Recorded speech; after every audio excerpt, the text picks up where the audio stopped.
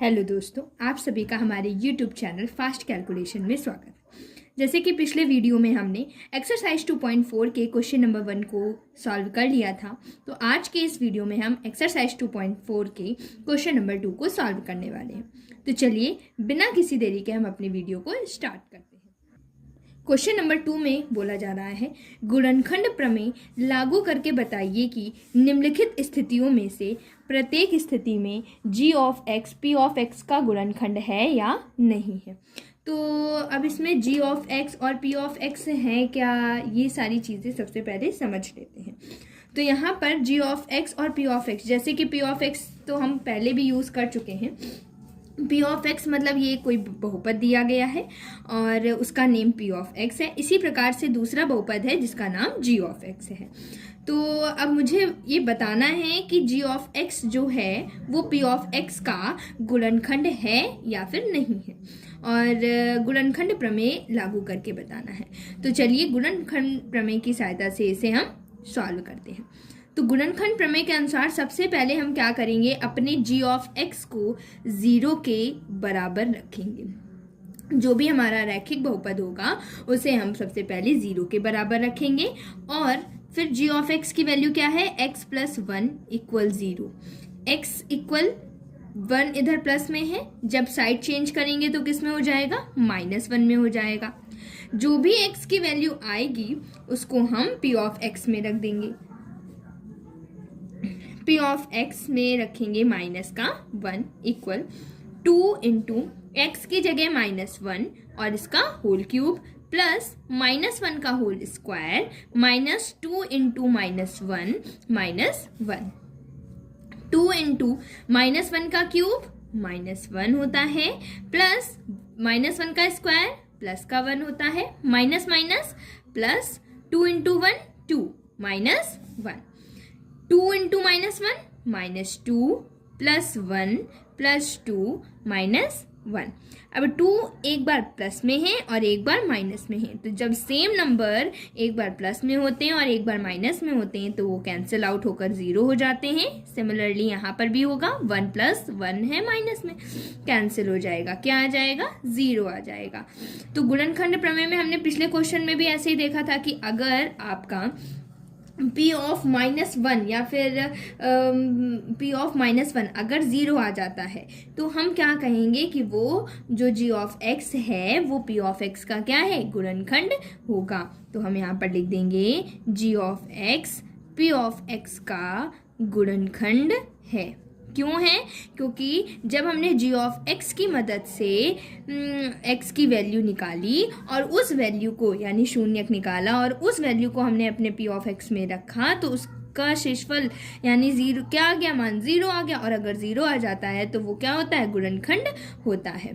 तो चलिए हम अपने दूसरे क्वेश्चन को सॉल्व करते हैं। दूसरे क्वेश्चन में आपको दिया गया है p of x equal x cube plus 3x square plus 3x plus 1 और g ऑफ x आपको दिया गया है x प्लस 2। सेम प्रोसेस यहाँ पर भी हम लागू करेंगे। सेम प्रोसेस में हमें क्या करना है, सबसे पहले हम अपने g ऑफ x को 0 के इक्वल रखेंगे। तो g ऑफ x जो भी होगा हम उसको किसके इक्वल रखेंगे, 0 के इक्वल रखेंगे। उससे हम किसकी वैल्यू निकालते हैं, जो भी उसमें चर होता है, जैसे x है तो x की वैल्यू निकाल लेंगे, x प्लस 2 इक्वल 0 और x इक्वल 2 इधर प्लस में है, जब साइड चेंज करेंगे तो किस में हो जाएगा, माइनस में हो जाएगा, तो माइनस का 2 हो जाएगा।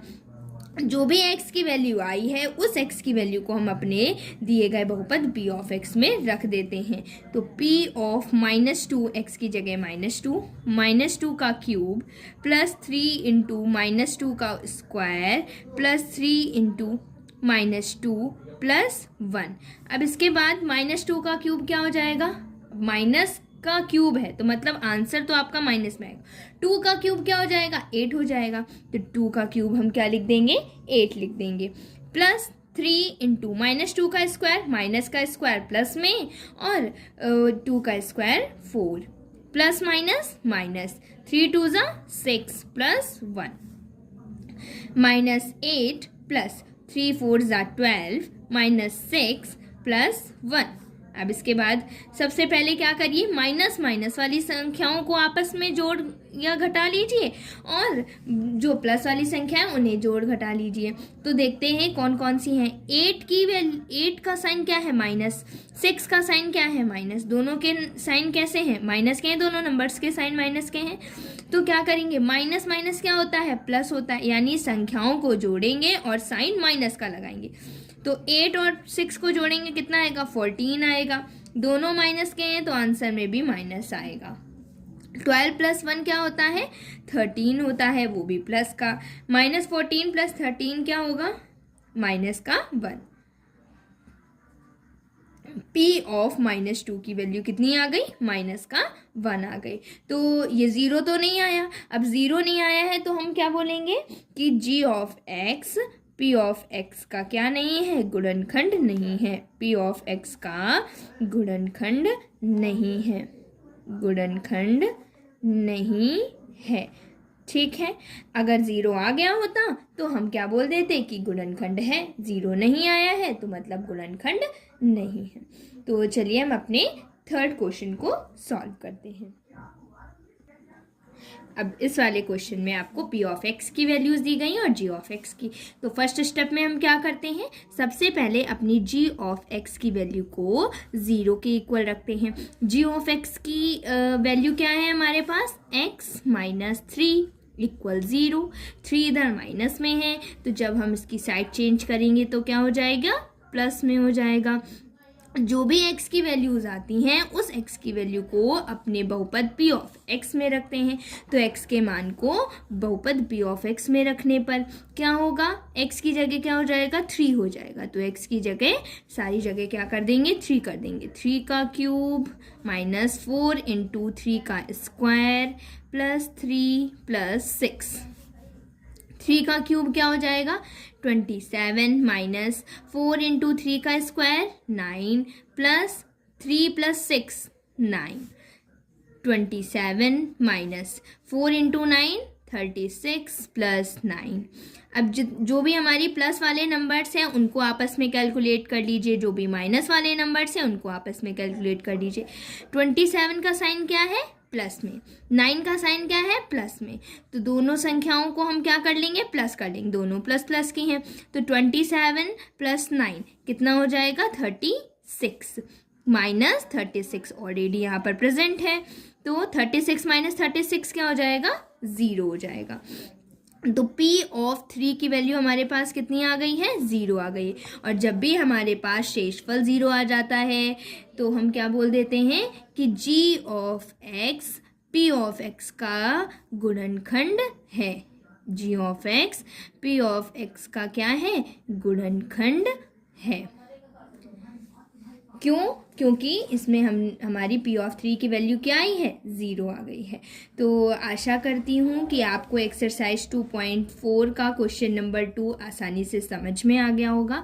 अगर आपको कोई भी डाउट है तो आप हमसे कमेंट सेक्शन में पूछ सकते हैं। और अगर आपके लिए ये वीडियो हेल्पफुल रहा हो तो हमारे चैनल को लाइक करिए, सब्सक्राइब करिए और बेल आइकन दबाना ना भूलें, ताकि हमारे आगे आने वाले सारे वीडियोस सबसे पहले आप तक पहुंच सके। Thank you.